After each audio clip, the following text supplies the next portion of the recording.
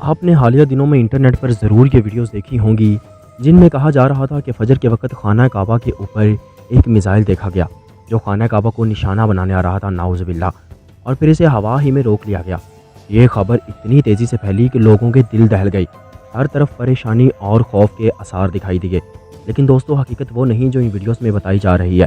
اصل میں وہ کوئی میزائل نہیں تھا، بلکہ ایک آسمانی پتھر تھا جسے سائنس کی زبان میں میٹیور یا شہاب ثاقب کہا جاتا ہے۔ خلا میں ایسے پتھر لاکھوں کروڑوں کی تعداد میں موجود ہیں جو مسلسل زمین کے ارد گرد گھوم رہے ہیں۔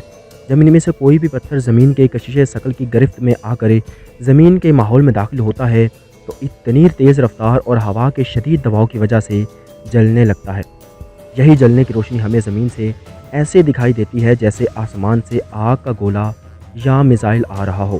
اب ذرا آسان الفاظ میں سمجھیں کہ اگر یہ واقعی میزائل ہوتا تو اس کی شکل، حرکت اور آواز کیسی ہوتی۔ میزائل کے ساتھ ہمیشہ مسلسل آگ اور دھوئیں کا لمبا دھارا ہوتا ہے جو زمین سے اوپر جاتے وقت یا نیچے آتے وقت صاف دکھائی دیتا ہے۔ میزائل میں آواز بہت تیز ہوتی ہے، دھماکے کی گونج سنائی دیتی ہے اور رڈار یا دفاعی سسٹم فوراً حرکت میں آ جاتے ہیں۔ لیکن جو چیز خانہ کعبہ کے اوپر دیکھی گئی، اس میں ایسا کچھ بھی نہیں تھا۔ وہ صرف تیز روشنی کا جھماکہ تھا جو چند لمحوں کے لیے نظر آیا اور پھر غائب ہو گیا، اور یہی شہاب ثاقب کی سب سے بڑی نشانی ہے۔ یہ بھی یاد رکھیں کہ فجر کے وقت آسمان پر ہلکی روشنی اور اندھیرا دونوں ساتھ ہوتے ہیں۔ اس وقت کوئی بھی آسمانی روشنی یا چمک بہت زیادہ نمایاں لگتی ہے، اس لیے لوگوں کو لگا کہ جیسے کوئی بڑی اور خطرناک چیز آ رہی ہے۔ حقیقت میں دنیا کے مختلف ممالک میں یہ مناظر بار بار دیکھے جا چکے ہیں۔ کئی بار لوگوں نے روس، امریکہ اور سعودی عرب کے دوسرے شہروں میں بھی ایسے ہی شہاب ثاقب دیکھے ہیں جن کی ویڈیوز بھی ریکارڈ کی گئی ہیں۔